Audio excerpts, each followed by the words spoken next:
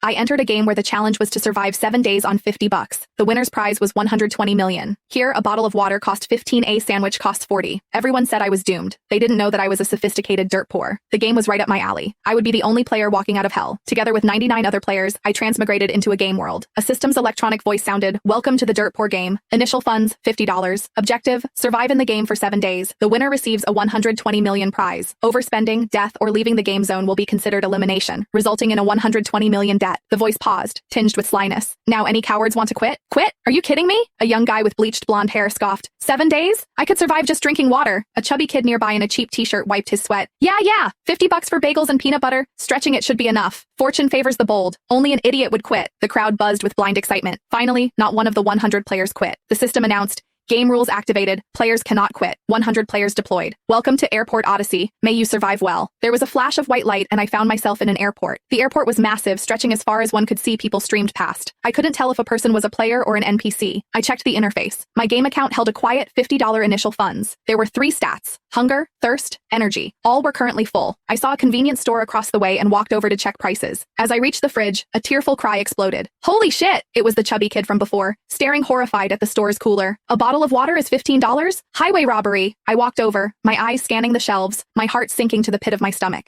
50 for a cupcake, 40 for a sandwich bagels, 10 for each. Even the cheapest pack of graham crackers was 18, and just over $7 a day for us? Not even enough to pay for half a bottle of water? The kid looked at me, despair written all over his face. "Player 66, sis, we're screwed. $50 are only enough for 3 bottles of water. A week? We'll die." I sighed. The system isn't doing charity. I knew it wouldn't be that simple. Other players crowded the store, also showing shock and panic. The kid pulled me aside. "Miss, I'm player 44. Buddy, let's team up. It'll be good to have company in the game. If anyone messes with you, I can handle them." He did a quick set of martial arts moves, fairly smooth but not wanting to team up with anyone until I understood the game rules. I politely declined. I left the convenience store alone. My priority was finding water. Free water. Outside the restroom, I found a water fountain. There were 2 discarded plastic water bottles nearby. I washed them clean and filled them both. Water problem solved. Cost, $0. Next up, finding sources for energy. I spotted a Starbucks. On the condiment stand, packets of white sugar, creamer cups, and brown sugar sat neatly arranged. Sugar is a crucial energy source. I would use sugar packets in emergencies to prevent low blood sugar. I walked over expressionlessly, my movements smooth and natural like grabbing something at home. A dozen sugar packets and a few creamers instantly slid into my pockets. The whole process took less than 2 seconds. Then I walked calmly out of Starbucks. Reaching a deserted corner, I ripped open 2 sugar packets and dumped them straight into my mouth.